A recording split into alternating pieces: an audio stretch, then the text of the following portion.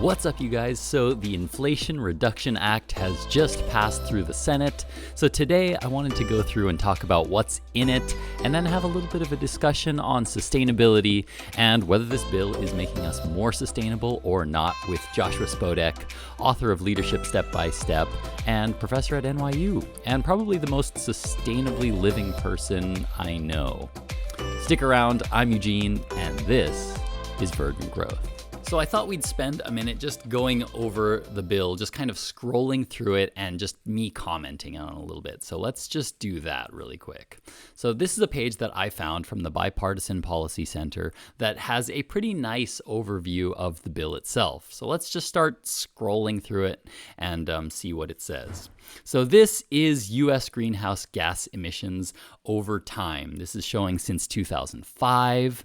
Note also that this graph is not bringing us down to zero. It's just zoomed up on this 6,500 to 3,000 million metric tons of equivalent CO2. Basically, with the current policies, we are currently reducing our greenhouse gas emissions, but not that much. As you can see, our current plan has us going off kind of this way. We see a reduction in about 24 to 35%.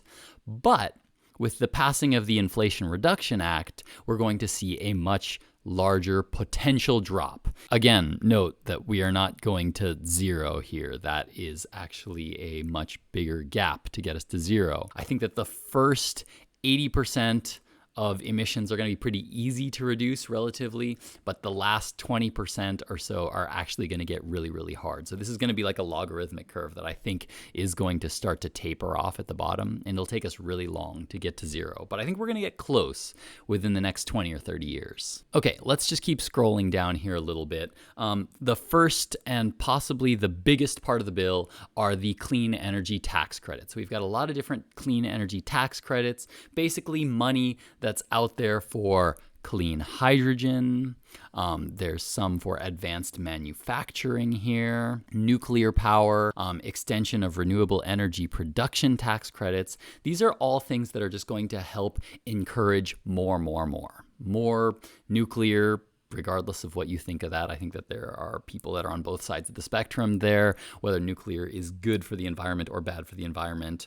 Wherever you fall on that, there is some money in there for nuclear power. And we're also going to be extending tax credits for renewable energy sources. So that means more wind and more solar. This is for the utilities, getting more energy on our grid. Then we go down here into investment tax credits. So this is going to be tax credits for investments. There was a tax credit before. Again, this is just extending the existing tax credit. Continuing to scroll down here, I'm not going to go into every single one of these things. There are just too many things to cover. There are some fuel tax credits, so things for clean, carbon neutral fuels, some stuff here for aviation fuel, getting cleaner running airplanes, and some stuff for biofuels as well as renewable diesel. This is some of the stuff that I think now is going to be a little bit more relevant to us. That is the residential tax credits.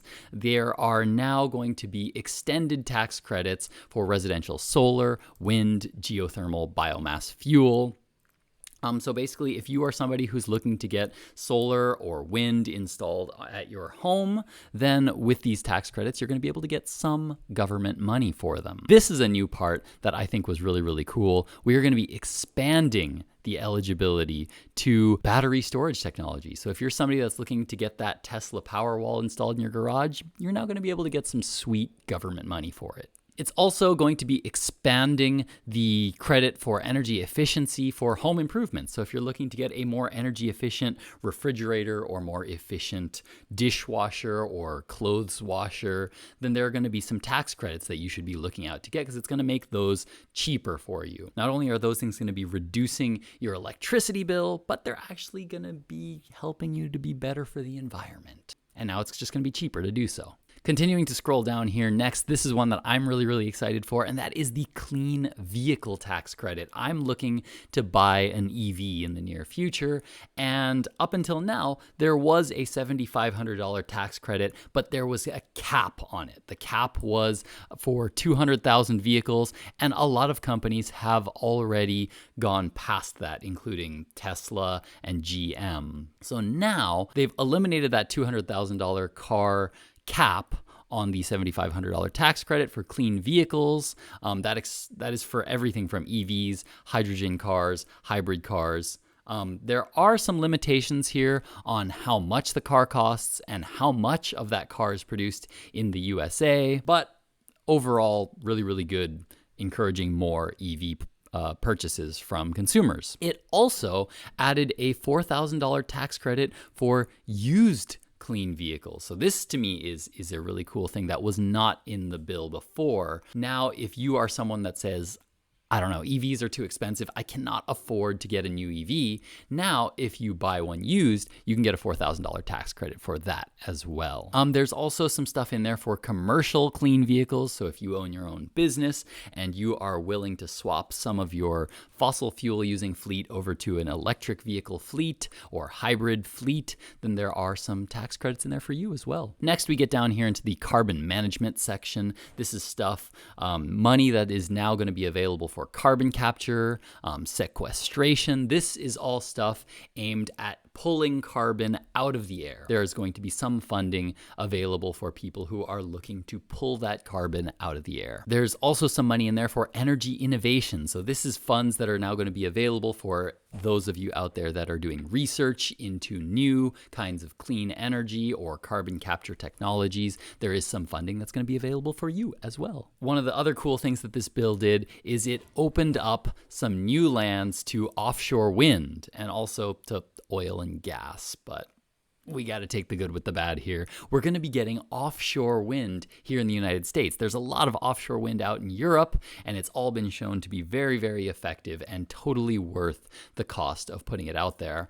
And now we're going to be able to get some of that here in the US. Next, there is some money going into community investment and energy justice. So this is money that is going into helping disadvantaged communities. There is some money going into the investment into minority neighborhoods, tribes, and other people that are disproportionately negatively impacted by climate change. Because we all know that pollution is greater in areas that are generally lower income and minority communities. And so some of this money that's going to be going into there is for doing things like monitoring pollution in those areas, identifying potential solutions in those areas. So really good stuff to have in the bill.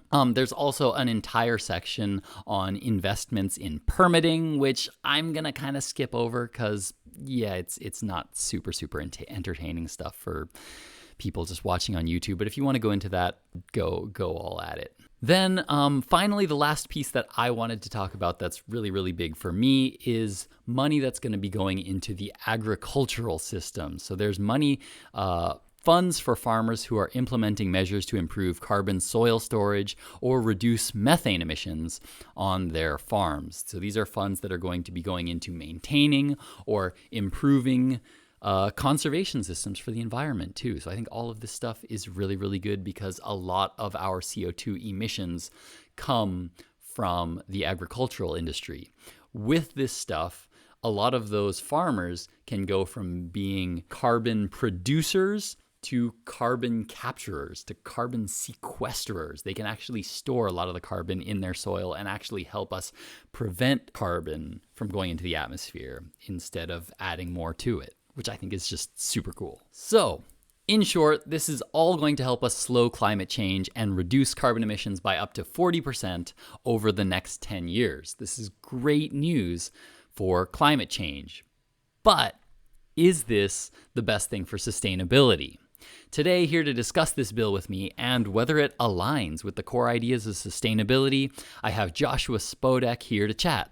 Josh is a good friend, professor at NYU, author of Leadership Step by Step, host of the This Sustainable Life podcast, and quite possibly the most sustainably living person here in the United States. Let's chat with Josh about sustainability. There we go. Okay. So The Inflation Reduction Act has just passed through the Senate. And so today I kind of wanted to talk a little bit about what's in it and how it relates to sustainability, whether we think this bill is making us more or less sustainable. So, here to talk about that with me today is Joshua Spodek, author of Leadership and the Environment and professor at NYU. Josh, how you doing? I'm great. It's called Leadership Step by Step. Leadership in the Oh my God. Environment is the old book. Is the original title of the podcast, but in my heart, You're that's right. still what it's about. Yes, absolutely. Yeah. Oh my God. I just said that without even thinking about it. Yes, the book is Leadership Step by Step, which is weird because I was actually reading it this morning. I was I actually recommend reading it. it just this morning. It's It's also it, relevant. Leadership and the environment is relevant to talk about the government action because it's leadership versus management is a big issue for me of whether this is leadership or whether this is management. And to me, it's much more management than leadership. It's I don't know. Where should we start? Well, so first, I mean, there's a lot of stuff in it. It's a pretty hefty bill. In short, it expands the Affordable Care Act, reduces prescription drug costs, expands child care. It does a bunch of things here. But the biggest thing for me was that it lessens the effect of climate change, or at least that's what it's aiming to do. So it's financing that by raising taxes on large companies, and it's trying to better enforce tax collection. But for today's conversation, I kind of wanted to just stick to that clean energy portion of the bill because, as a sustainability and climate guy, I guess this is the part that I'm most interested in. So it's trying to achieve most of this through tax credits, and it's aiming to do a lot of addition of solar energy and wind energy and the development of the grid. So I was thinking we could kind of start there. I mean, maybe before we even go that far, getting just a general idea of what you think about this bill in general. Like, is this bill, if you just had to sum it up in one word, good or bad, could you do that, or do you feel like it's a pretty good mix of both, enough that it's a tough choice Oh, I from a can't say for sustainability sure. perspective? I mean, from a sustainability perspective, where I am is so far different than most people. This is like such a tiny, tiny step. On the flip side, it's the biggest step ever taken. And in many ways, I think it's there's this pattern of stepping on the gas, thinking it's the brake, and wanting congratulations. That I think there's a lot of things that are, there's climate is one issue of many, of deforestation and ocean acidification and pollution and extinctions and things like that. So all the stuff about climate is one thing of many things. Of course, all of those things together, what ties them all together, like a lot of people hear all those different things and they think, oh, I can't keep track of one of them, and they throw up their hands. Right. But they all result from our behavior. And all of that behavior results from our culture, our images and stories and beliefs and role models. And if you legislate that people have to do something, you imply that they don't want to do it. So from a leadership perspective, I think there's a lot of like in reinforcing that this is something people don't want to do. And my experience has been that the more that I act sustainably, contrary to my original expectations, the more that I act sustainably, the more I want to do more because I enjoy it. And that's that element of leadership is missing from this. I'm not sure if that's the role of Senate and the House and government to lead people because they're not effective in this area. But so, in a word, I maybe. Yeah, because I don't know. For me, that's kind of, I kind of see a whole host of environmental problems globally right now. But to me, climate change is probably the biggest one. Certainly, absolutely, there's problems with plastic pollution and PFAS and all those kinds of chemicals and things. But to me, if we don't solve climate change, like those other ones, to me matter less. I don't know if you would agree with me on that one, but I Well, think that yeah, go ahead. if I lump all pollution together into one thing, I think pollution is the biggest. I think that the one I've been talking about lately. Here's some sound pollution. I don't know if you can hear it. We can. And actually, for those of us who enjoy not just bikes, the awesome YouTube channel, cities aren't noisy, cars are noisy, and most noise pollution comes from things that are burning fossil fuels. Anyway, so that car has now gone by. Huh. But pollution, I think, I mean, Limits to Growth was very influential on me, and it talks about how pollution is one of the major factors that we have to handle. Some of the stuff I've been talking about lately, sperm counts are down by half. I think that's in the US or in the world. Hmm. I don't like my sperm count going down. Meanwhile, cancer rates up, birth defects up. And when you look from a systemic perspective, these things can really, um, they, they can really do in a system. And, once we don't have clean air, clean water, then the wars over resources can get really serious. Or if not the wars over resources, then refugees and Europe, US. I mean, you can think, oh, man, I'm in a rich place. It won't bother me. No Right. border can stop like all of Mexico wanting to come here or wanting to cross oceans to get here. It's they're all. I mean, it's all pretty. It's all tied together. But ultimately, if we don't change all of it comes from our images, stories, beliefs, our culture. If we don't change our culture, all we're doing is temporary fixes. We're just going to keep repolluting, re-emitting. Right. So this is legislating that. I don't think you can legislate culture. I mean, I think that with the tax credits, you could argue, I mean, it's definitely better to go from the carrot rather than the stick perspective there. And so I think that they're definitely, at least from that perspective, going the right way. They're adding, positive reinforcement for doing things like solar and adding wind or batteries. I think that's one of the new things is that they're now extending tax credits to include batteries in the tax credits. Could be. Uh, I mean, I, I when I scanned it, I didn't see anything on reducing consumption, and I dropped 90% in 2.5 years. And as much as people would like to say, "Oh, well, you can," well, I was already vegetarian. I already didn't have a car, and I don't have a kid. So the main places where people produce waste, I couldn't reduce in those areas. And everyone, everyone that I talk to thinks that that's deprivation and sacrifice. As long as we believe that reducing is deprivation and sacrifice, it's going to return us to the Stone Age, then we feel compelled that we have to grow. Any efficiency gains are just going to result in more growth, Right. resulting in more So pollution. your so your stance is kind of that green energy, renewable energy is the way to go, but it's not the first step. Is that right? So your first step should be reduction, and then for whatever's left, we go solar or wind and all that kind of stuff. Is that The correct? first step is mindset shift. The first step is cultural change. Changing the values. A system will achieve.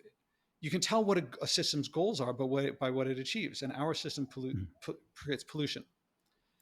If you don't change the values of the system, if you make it more efficient, you'll get the same results but more efficiently. So if we change our values, then we will use any source of energy to achieve those values. If we change the values to reducing pollution, which is not a value of ours, Hmm. you can tell because our pollution keeps increasing. If we don't look at the values, we simply augment the values that we have. That's what we've been doing. That's what we've been doing the whole time. Every efficiency gain so far, and not every single one, but most efficiency gains from the time of James Watt creating the steam engine, which was a huge Hmm. efficiency gain and resulted in more coal use. Uber was supposed to reduce miles driven, and it's increased miles driven, increased congestion because it's nice when you think of one car, one person with a car. You think of it replacing one person with a car driving somewhere, Hmm. but you have to think of all the new uses, the people who weren't going to drive, who now are driving, someone who would have taken public transit, or someone who would have taken a bicycle or someone who just would have stayed home. Now they're going because it's been made more efficient.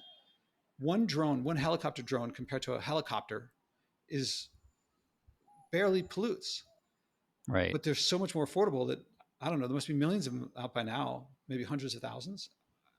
I Right. haven't seen the numbers. I don't know if anyone has the numbers, but I would bet that drones are already polluting more than helicopters overall. Not sure. Hmm. So anyone who doubts the systemic effect, it's not like this. Like people talk about Jevons effect, Jevons paradox, or rebound effect, which is as if it's like this small little side thing. Stanley Jevons was this economist back in the 1800s who noticed this effect Mhm. that when you make things more efficient, it tends to increase the use of the thing. Hmm. So ENIAC was, the first computer, first programmable digital computer, I think. It was one computer and it used huge amounts of power. And your cell phone is like billions times more powerful in terms of computational, and but uses like much less than a billionth the power.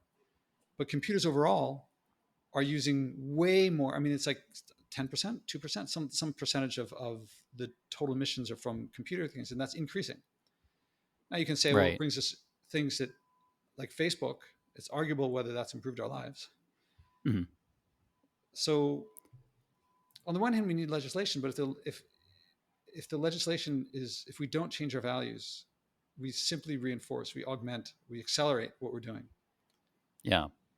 So I think. now these Sorry. Go senators, ahead. if they were to, as role models, they could change their behavior and say we're going to do things differently ourselves, and others could learn from that. But they're not doing that. They could lead in other ways. Right.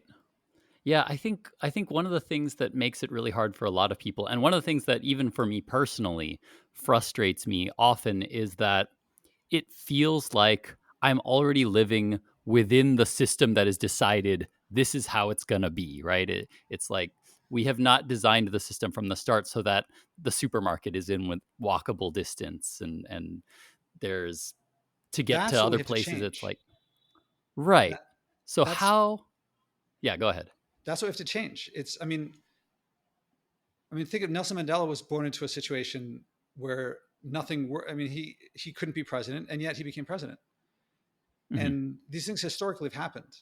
That's what we need is a change like that, not like. Um, and there's a lot of people that say, well, this is at least a step in the right direction. It could be, but that's what they said during the pandemic about everyone was not flying, and they're like, well, see, we're not flying, but they weren't not flying because they didn't want to, because they found that it wasn't. They were not flying because they were mandated not to, or maybe they felt their lives were at risk if they flew. Because now Right. people are celebrating that flying is back up and traffic is back up to what it was pre-pandemic levels. They didn't Mhm. learn anything, or Right. they. It's easy not to fly when everyone around you is not flying and no one is on your social media feed saying about where that they're flying either, and your competitors aren't moving into territories that you aren't. But then once that starts up again, they just went back to their old ways, which is to Right. say, stepping on the gas. Yeah, I think this is kind of where I find my issue with renewable energy and all those kinds of things, is that yes, it's good in that it's less polluting than fossil fuels, but it's kind of just putting a band-aid and allowing us to continue more efficiently to live in this system that we have already. It's not doing anything to actually change the system itself, right? It's like, okay, I can still drive 30 miles to work every day. I can still drive to the supermarket, which is over there. I can still do all those things, but now it's just an electric car. It's more efficient. And I'm getting it from my power from the sun. So, yay, mission complete. Yeah, I've been looking that up. So green, renewable, clean energies, those are all misnomers. They're not green, renewable, or clean. So have I told you my methadone thing? No, well, for the sake of this conversation, let's just say no. Okay, so say that someone is addicted to heroin and they acknowledge their addiction and they sincerely from their heart say, I'm going to do what I have to get off this addiction. And someone else comes to them and says, okay, here's methadone as part of a plan. This can help you. It's still a powerful opiate, but it's not the same as heroin. It's not as strong as heroin. And as part of a plan, this will help you kick heroin. Then, if you give them methadone as part of that plan, that they agree that they're addicted and that they want to stop, that may help them Mhm. get off. Now, say that they're addicted to heroin, but they don't realize it, they don't acknowledge it, they don't agree from the bottom of their heart that they're going to get off of it, and you don't have a plan to help them. But you just say, here's some methadone. All they know is like Right. they use heroin and now they got some methadone. They're like, well, it's not as good as heroin, but I'll take it. Sure. They use the old stuff and the new stuff. So solar and wind pollute. Mhm. They don't pollute quite as much as fossil fuels. So if people acknowledge that they're addicted to energy that is not renewable and Mhm. they want to get off from the bottom of their heart to stop polluting, and as part of a plan to get them off of fossil fuels and nuclear, I said nuclear, so everyone's going to think let me just say fossil fuels for now, but nuclear belongs there too. Yeah. Then as if as part of a plan, we gave them solar and wind to get them off of polluting overall, that can help them wean them off. But that's not what we're doing. Right. We're saying here's some solar and nuclear, here's some solar and wind, and they're like, great, I'll use the old stuff and the new stuff, and they're using the old stuff and the new stuff, so our total consumption keeps going up. Right. So solar and wind could be methadone, but we're not acknowledging that we're addicted, and we're not sincerely saying let's get off.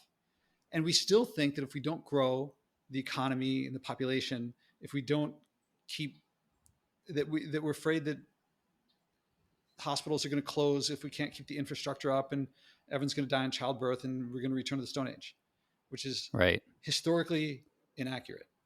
It's so that probably people are if people are listening to me thinking, what's he talking about? How can we not have power? Then they haven't read history, which is, nor had I up until very recently. But it turns out Right. that, I mean, I can go into details of examples of cultures and places that belie our beliefs that um, we need like press on science all the time in order to get out of these situations, or that technology would solve these problems. Right. Yeah, I was gonna see if I could kind of go into EVs next, but I feel like we've just kind of covered EVs because EVs, I feel like they're just kind of an extension of the wind power and the solar panels. Yeah, I was And reading that my yeah, evolving view on them is that the electric motor is much more efficient and far fewer moving parts than an internal combustion engine. But a fuel tank compared to a battery, the fuel tank there is much simpler. So they've moved mhm. the complexity into the battery part. And Hmm. whereas I was just listening to some podcast on this, and an internal combustion engine car is fuel intensive. Electric vehicle is materials intensive. So Right. we really have to ramp up the mining, often in places like the Amazon and Africa, where the stuff is, and also labor is cheap because it's not, people aren't treated well. Right. So now, compared to getting around by bike or public transportation, like there's such a huge difference between biking and like the difference between an electric car and a gasoline car is like whatever that difference is. The difference between either of those and a bike is like way different. Right. So redesigning cities, taking that like highways into cities. I'm in New York, so when anyone who thinks of the Cross Bronx Expressway, it gutted the Bronx. It separated neighborhoods that once were working class neighborhoods, and motivated people to move far away, so that people who live in between, their property values dropped, and I mean at the time the Bronx was gutted. I mean, it still hasn't recovered. So a highway into a city is like a disaster, Right. and people think, well, if you take that down, then people will be stranded out in the suburbs. Well, that's how they got there, was building it. so it will take time to adjust, but that would be that's a significant change. Right. Yeah. So Oh, I think sorry, that, and if they're not just bike videos, they show how Amsterdam, which I grew up thinking that's just bike city, right. didn't know that in the 50s, 60s, 70s it was overrun by cars, and it was a deliberate, intentional set of actions over decades to make it very bike friendly, which actually happens to make it more car friendly too. Huh. Every city in the world could do that. This is something that I always think about for Hawaii in particular, because Hawaii, it's so small. You could easily do it here. Like I big cities, Los Angeles, things like that, people start to go like, but everything's so spread out and it's really far. In Hawaii, you can't make that argument. Here, there's no reason why we shouldn't be connecting everything by bikes. Yes, there. Yeah, I can't believe that there are. Yes, it's there's a culture that says we must have cars, and there are cars. Moreover, there are interstates, which is a weird thing for a state that doesn't border any other states. Right. Yeah. Yeah, definitely. So I think the overall message that I think I'm getting from this conversation is that the renewables, the EVs, the wind power, all of that is fine, but it needs to also come with a mind shift of using less and then reducing the amount that we use and changing the way that we live. Is that What we value, what we, yeah, I wouldn't say they're fine. I mean, if our goal, if people think that buying an electric vehicle makes the world a better place, I guess what's the alternative? If the alternative is finding ways to not get around by car and promoting fewer roads, promoting what they did in Amsterdam and all over Holland and many other places too, but that's what is mostly that those videos. Doing what's been done in other places that people are very happy that have been done. Here, Mhm, people say is impossible. He talks about in like here in I live in Greenwich Village, so it's I do have everything within walking distance. mhm, Still, there's all these little streets. If this were turned into a pedestrian, not a pedestrian only zone, but a pedestrian mostly zone, so that cars can go, but it's much more complicated. People here say, "Oh, but what about old people? What about people in wheelchairs? What about people?" But it's much more accessible the way they do in Holland, even though because there's far fewer cars. That's the stuff to do. We're not touching that. We think we're just giving people methadone without any. It's still a powerful opiate. It's still addictive. It's marginally less so maybe, but there's no plan. There's no. We're just like, let's replace. We'll electrify everything and replace the power source with either renewables or nuclear, and the carbon problem goes away. That's what everyone thinks. Well, it doesn't, because you need carbon. You need to burn fossil fuels to make solar, to make wind. This to say, to make the solar panels, to make the wind turbines, to transport them, to install them. The amount of concrete for these things is a lot. And then there's the end of life of how to dispose of all these things that people are like, oh, we recycle it, as if we recycle anything now. right. So Yeah. it's just, we have this idea that we'll just, oh, we'll live the way we do now. We'll just take the carbon out, neglecting all the other stuff, and looking at the rest of the world and saying, and you know what, we have to give it to them too. Confusing pollution with quality of life. Like our quality of life is not so great compared to what it could be, compared to what it would be without all the pollution and the addiction. So my picture is different than most. And Yeah. it's because of all these changes that all these things that increase accessibility for people who don't have accessibility, that lower costs, that increase interaction, community with others. Yeah. And I But we think that have a lot more that's isolation. Yeah, and I think that that's kind of an interesting point to bring up. That's why I really like your drug analogy. If you're just giving them something that's maybe less bad, then you're still not fixing the problem, right? People see renewables as solving a problem, but it's for me it's the EV argument. People go, "Oh, an EV, a Tesla is good for the environment."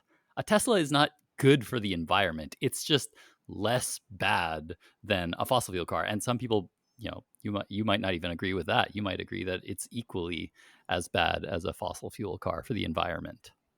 Yeah, I mean, I would say technology is neutral. It's people have values, and it will augment the values of the people. The technology and legislation augment the values of a person Right.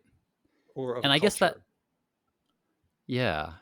And that actually makes me curious as somebody who has and was recently able to live off the grid. You used some solar panels and a I'm off the rechargeable grid. I'm like battery. day 82, I think, Nice. Oh, okay. So you which still is haven't. 80 more than I expected I could do. Right. So as somebody who has now made that transition to living off the grid for any decent period of time, I wonder then, do you feel, is there some level of guilt or anything, any feelings of negativity even just using the solar panels? 'Cause I think for most of us think that, oh, if I switch to solar panels and a battery, oh, I'm going to feel like, oh, I'm not polluting anymore and my life's going to feel great. Well, But maybe it's just less guilt. I'm viewing it like methadone, and it's working because the greatest thing, everyone asks me how long does it take to charge a thing or what is it like, and but the by far the most important thing is it forces me to use a lot less. Well, I started the experiment woefully underpowered, so it was, I think the battery holds 576 watt hours, which when I bought it I was like, I don't know, I'm just getting this thing used off of Craigslist, that's whatever I get. And the Right. solar panels were 200 watts. I'm like, is that a lot or a little? I have no idea. Right. That the only way to find out is to do it. I mean, I have a PhD in physics, but the calculations are like, I don't know if dust on my window or if when the sun sets, well, it's incalculable. So I have to just buy it, recognizing that, yes, I know some people can't afford it right now. I'm doing an experiment. And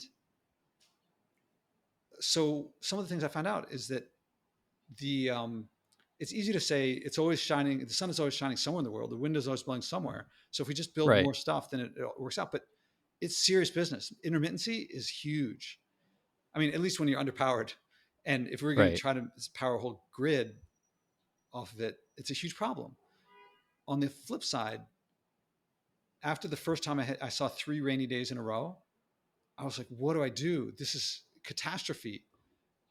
But I had to figure out like when like every hour I could get to power it, and every bit of energy I could not, like right now I'm noticing my computer when I'm using video jams up. It uses a lot more power. So I have to Right. keep an eye on like how long I can be on this call and keep the video going. Right. And normally you don't have to think that. You just plug it in, no problem. And Right. even then, if I'm plugged in and wasting a lot, it's only a couple more dollars. Actually, I got to tell you, people, when I tell them that this is my second month, I just got 0 kilowatt hours on my bill. And so people keep telling me their bills. People keep telling me about over $1,000 electric bills. Woo. I'm like, what's going on here? I had no idea people were using that much. I can't even imagine it. And I'm thinking, of course, I've made the mindset shift of thinking at the other end of who's on the receiving end of this pollution. That's people talk about flying to go connect with other cultures. Connect with other cultures by compassion and unplug your fridge, and then you have to eat local, and then you find out how to make local things delicious. Yeah. And Yeah. I Increasingly. moved the Go desk ahead. over by the window because it's getting dark, and I got to use the waning hours of sunlight to, like, soon it'll be dark and I'll have to do my evening exercises. It'll still be not too dark, and then I'll have to chop my Right. vegetables and have dinner in some dark. Now, Yeah. I'm not saying everyone has to Oh, go to zero. I mean, you can lights. I mean, if you use, well, I mean, the incandescent bulb itself is only something like what 100 years old, 150 years old. I don't yeah. know when Edison was. I mean, before that, people had lights. Although one of the big things I've done is like wake up in the morning, wake up at the sunrise, Right. and use more sunlight. Anyway, I forget how we got onto that, but there's a lot of certainly a lot of low hanging fruit. For a typical American to drop 90% is, Right. it took me 2.5, 3 years to drop 90%. That was after I was already vegan, after I didn't have a car. So most Americans could drop, maybe not 90%, but something easy like 80%, 85%. They just don't want to. They haven't tried. They think that it's going to make their lives worse, and they don't have any role models. Right. That's what Well, that could make much bigger difference than a lot of this legislation. I don't want to take away from the legislation. sure. Well, hopefully, maybe now they do have at least one role model here in the United States. Everybody should tune into Josh's podcast, which is I hope really, so. really good. I wouldn't do this only for me. If I mean, it is a better. It is now. I know it's a lifestyle that I prefer, and now I Mhm. know that I can do it. When I started, I didn't know. I wish now I'd started earlier. Right. People call it extreme, but the word that I would use is traditional. It's much more traditional, like to eat vegetables from local farms, to not use social media. Right. I guess from a historical perspective, you're living normally, right? If you look at the way people have lived for the entire human history, you're probably living closer to what is historically normal than most of us are. I would say yes to that, although I would also say compared to historical norms, I'm extreme polluting. I mean, up Yeah. until recently, there was no such thing as plastic. Right. Einstein had his miracle year before plastic was invented. I think we can do some pretty advanced science. By the way, if I don't comment on how adorable your dog is, she's walking behind you, and it's Yes, just she keeps like really walking amazing. through. I don't know. She's trying to get attention here. I don't know where what she keeps doing. Yes, she's my dog. She pops up from time to time, I haven't trying to seen her get me to before. play the ball. Well, oh, really? I didn't realize you hadn't seen her before. Mano, here she comes. Here, there you go. Oh, That's it. There you go. High five. oh man, that's too cute. Yeah. She will do anything for food. She will do anything for food, which means that she's really easy to train. Right? Okay. Spin around. Sit down. Oh Sit. man. High five. Yeah, yeah. She's a pretty good dog most of the time when she wants to be. So how does this all sound to you? I mean, you've known me for a long time. Yeah. Am I laying it on too Uh, thick for most people? Like I'm not trying to influence anyone. I'm just trying to share my perspective, which yeah. has For me, dramatically like, changed recently. yeah. I've I've been kind of thinking about this. I've recently kind of had a slight mental shift here because I've still considered my way of living to be closer to the normal American way of living than it is to the way that you live. And recently I've kind of been thinking I've really normalized the way I live. Just like this must be what you feel like. This my way of living, it's just normal. Like I don't think anything of it. But recently I've started to think, you know what? To a lot of people, my way of living is probably weird or amazing or I don't know, maybe they think that I'm suffering because because I do try to drive less. I try to ride my bike to work as much as I can. And I've started to think maybe I'm slowly getting to the point where my way of living is closer to Josh's than I am to the average American. Meaning maybe I'm getting to the point where people might start calling me extreme. I don't think I'm that far along yet, but I don't know. I've started to question myself on that. Well, I'll tell you that everyone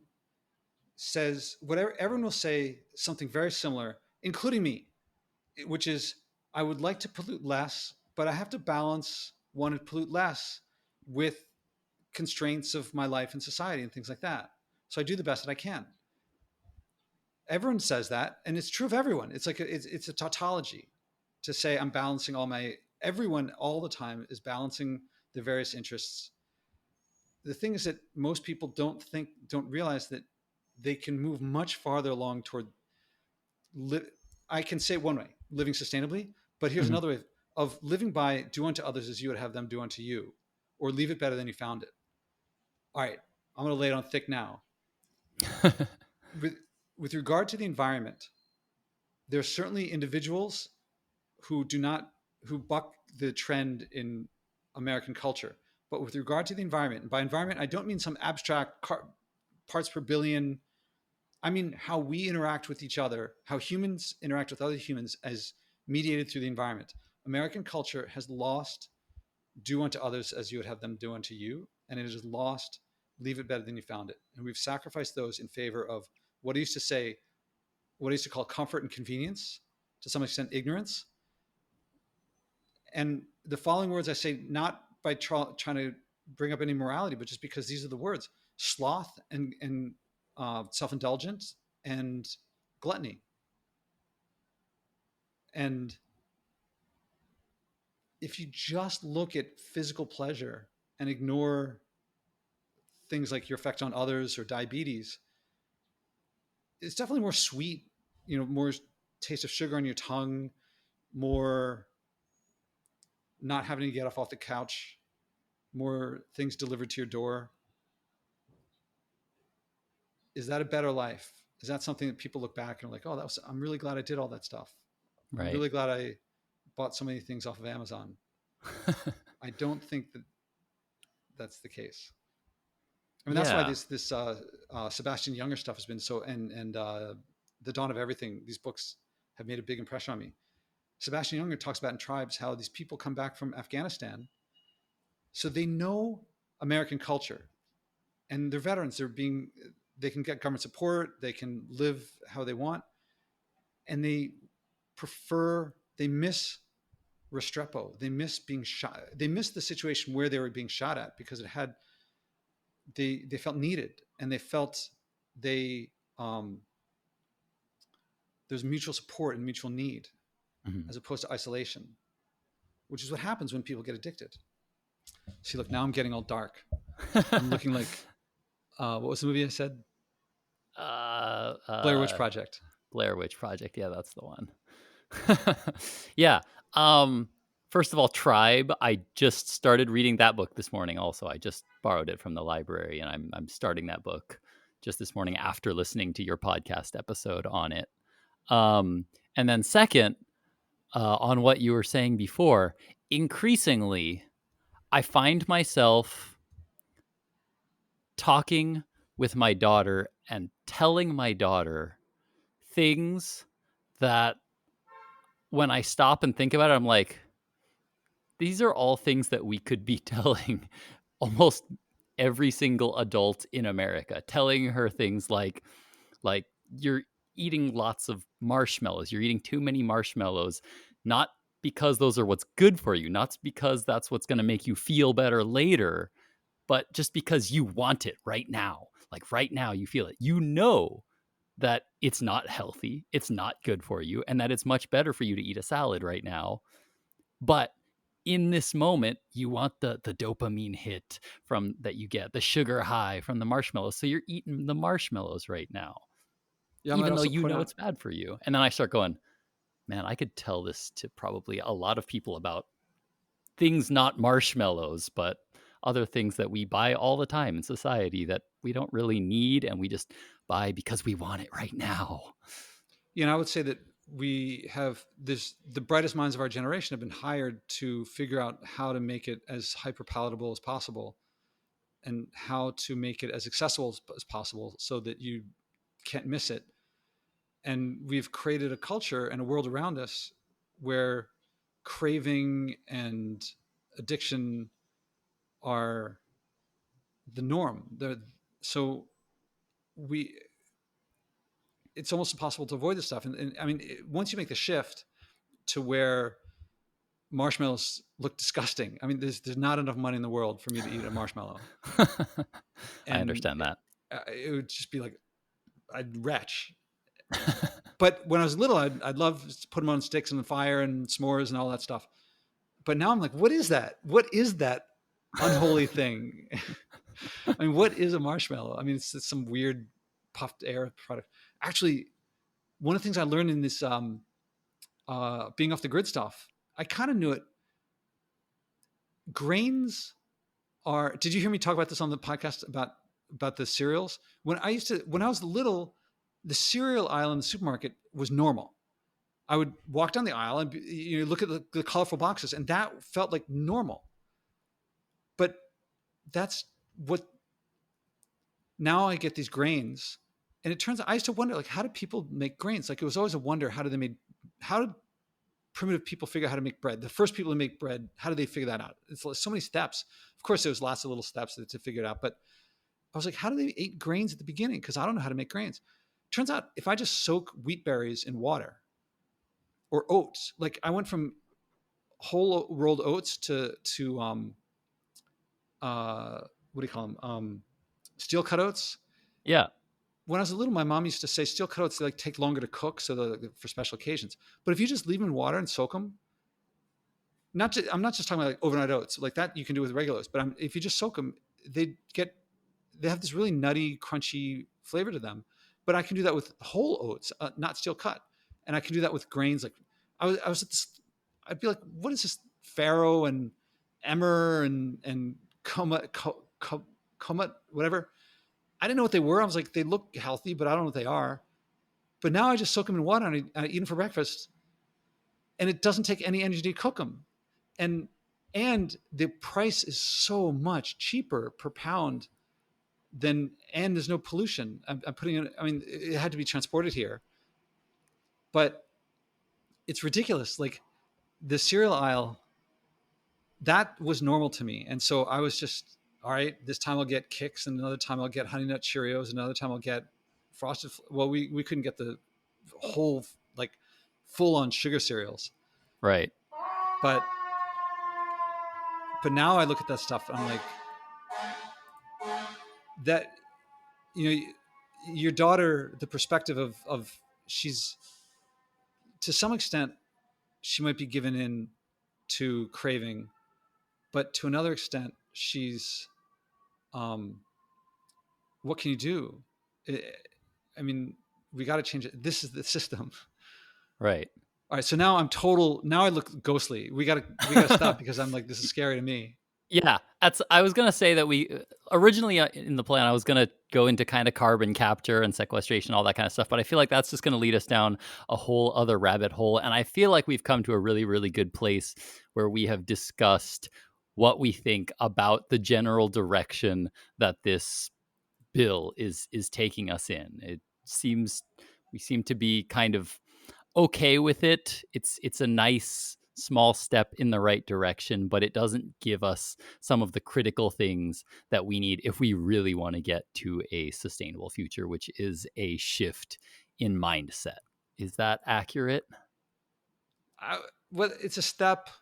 I don't know if it's in the right direction, because it's not clear that a lot of these things, I think, if it leads people to think, oh, good, there's much more solar in our future. Now we don't have to worry about conserving or reducing. Absent the legislation and technology, they augment the values of the system. It's tough to say. Hmm. I really don't like this view. People a lot of times say, all right, I'm not perfect like you, but I'm at least taking a step in the right direction. At least, I got to take some step. But I started with small steps, and then it led to bigger steps. But I think I'm not. You're not convinced that those are a necessity to get there. It's very easy to take steps and just think any step is a step in the right direction, but it's not necessarily the case. Maybe it has to come with a plan or a strategy. Yeah, I mean, not just a plan and a strategy, but a plan and a strategy that's consistent with nature that will lead to a more sustainable future. There probably are plans and strategies here, but I don't think they're based on. I don't think they've thought through all the systemic effects. Right. Well, Josh, thank you so much for taking the time to come on. Are there any final thoughts, any last things you want to say to the listeners before we wrap it up?